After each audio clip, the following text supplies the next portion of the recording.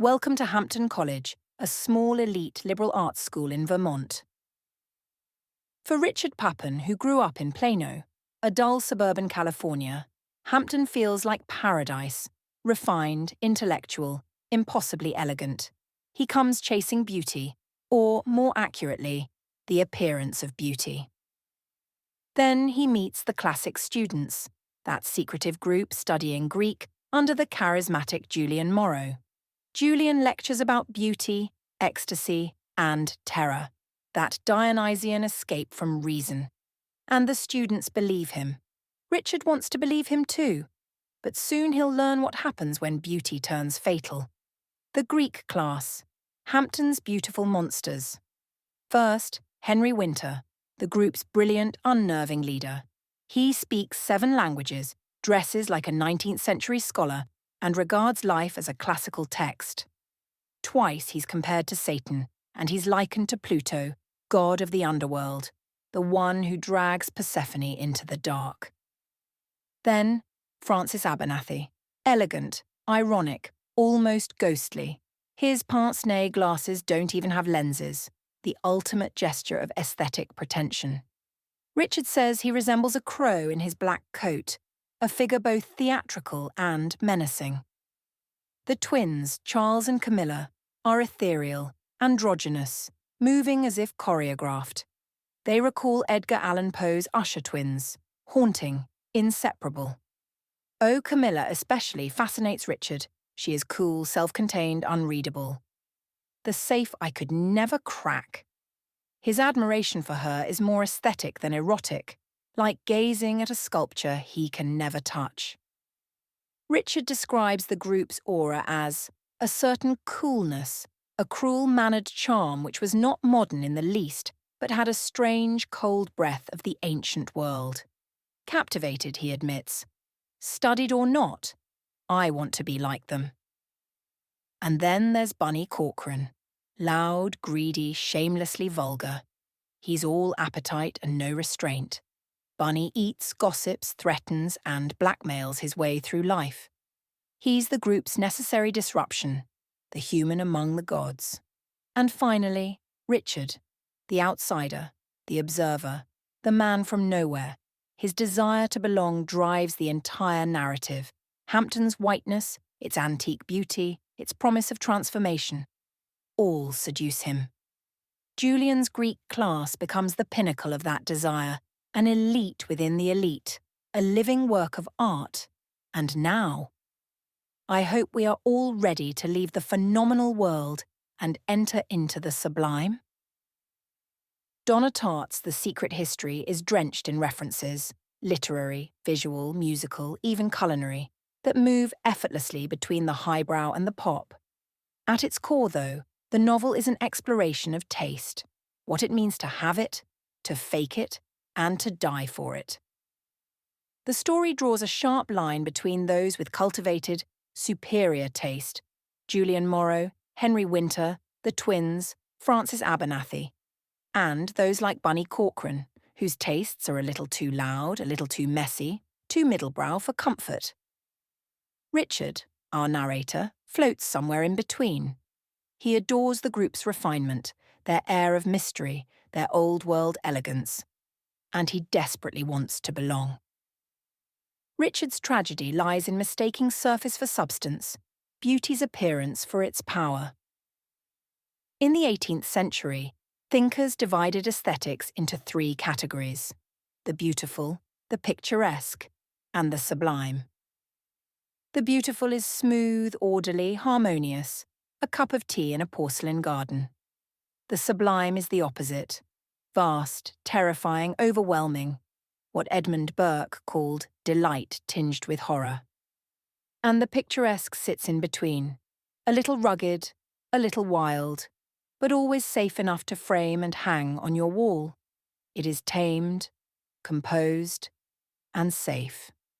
As Claire Thomas puts it, the picturesque experience involves tolerable detail, the world apportioned into views, while the sublime encounter is one of an overwhelming vastness, almost impossible for the individual to process.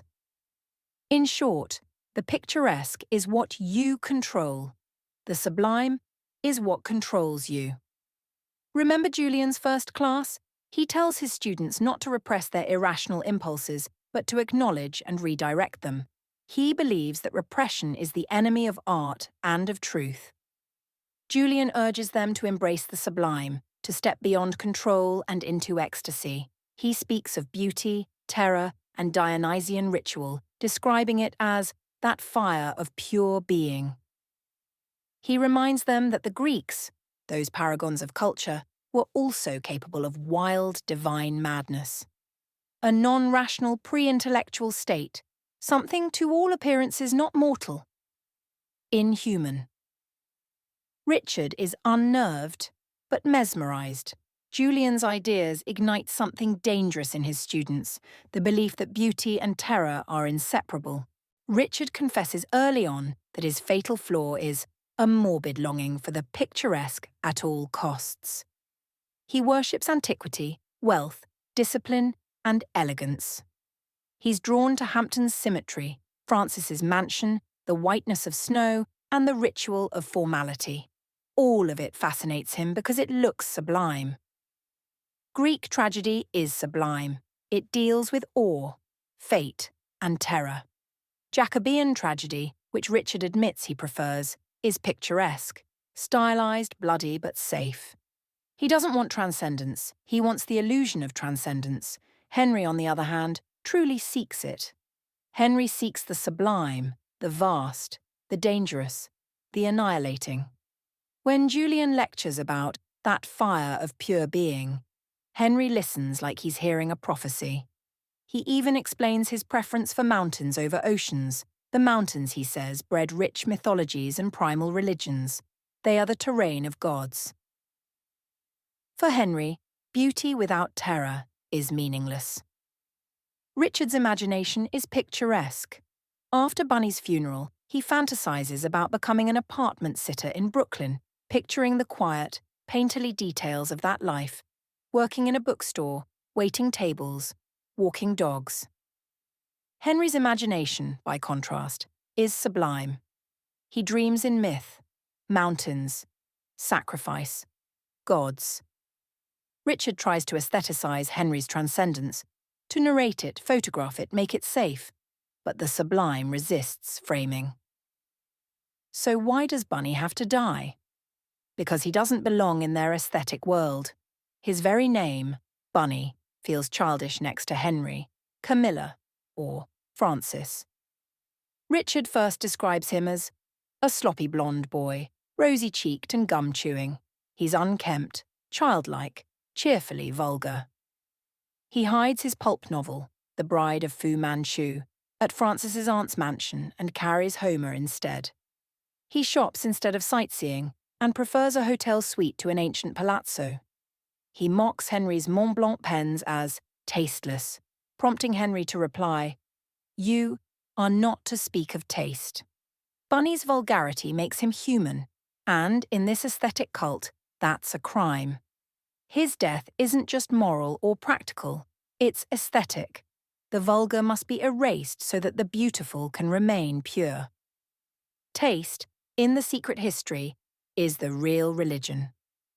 Bunny's taste, or lack of it, is blasphemy. His modern nouveau riche Connecticut home stands in contrast to the group's classic tastes. Even his letter to Julian, revealing their crime, is written on the stationery of that tasteless hotel. Bunny becomes, ironically, the voice of conscience, the reminder of the world they're trying to deny. The Bacchanal, when beauty turns terrifying. The Bacchanal, that ancient Greek ritual of Dionysian frenzy, is the novel's moment of transcendence. The group reenacts the ritual in pursuit of beauty beyond reason. What they find instead is terror. For Henry, the Bacchanal is transcendence. For the others, it's trauma. For Richard, it's exclusion, proof that he's not one of them. In fact, Richard remains the group's cameraman, forever watching, rarely acting. In Book 2, Chapter 6, he recalls Bunny's murder as a documentary. The word says it all. He processes horror as art. It's how he survives, by turning experience into narrative. But he also takes on guilt that isn't his. He imagines himself as part of a tragedy he never truly entered. When Mr. Corcoran greets everyone but Richard, even the family dog before him, the comedy is almost cruel. Even when Richard is shot, the others fret more about the broken window than about his wound. He has to remind them, quite literally, that he's shot. Richard is invisible, a spectator who wants to be seen. Richard wants to be part of the Greek tragedy so badly that he has deceived himself into thinking that he was part of the murder. He tries to frame his story as if it's guided by destiny, an Aristotelian tragedy ruled by fate. But everything, in truth, happens by chance. He misses Bunny by luck and stumbles on Camilla's door by accident. Even the bullet that passes clean through him, a literal near-death moment, is pure coincidence. Richard wants the grandeur of tragedy, but all he has are the coincidences of ordinary life. That gap between the world he wants to live in and the one he actually inhabits is where his delusion lies. Henry, on the other hand, fulfills the role Richard only imagines. He's the true tragic hero. He plans the Bacchanal, the murder, and ultimately his own suicide, his final act of aesthetic control. He kisses Camilla, declares his love, and pulls the trigger. Henry dies for beauty. Richard survives, but only as the audience. Henry's flaw is his morbid longing for the sublime. Richard's flaw, a morbid longing for the picturesque, lets him narrate what's left.